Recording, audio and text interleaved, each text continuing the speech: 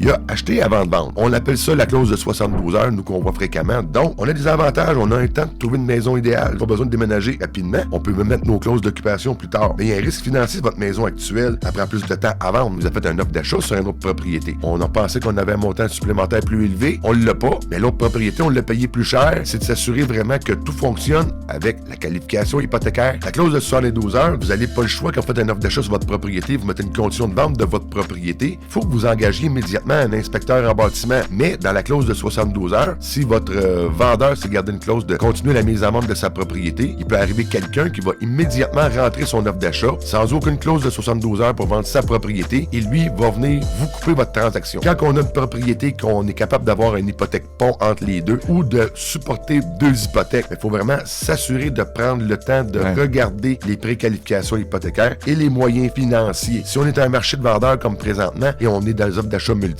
vous allez faire une 72 heures, mais il y a des très fortes chances, si vous ne pouvez pas avoir deux hypothèques en même temps, vous allez perdre la propriété. Et même si le vendeur, lui, voit qu'il y a beaucoup d'engouement sur sa propriété, et vous rentrez une offre d'achat de 72 heures sur sa propriété, puis on a 2 ou 3 offres, vous allez servir uniquement à faire monter le prix de toutes les autres offres d'achat, parce que vous, c'est une conditionnelle de vente de votre propriété.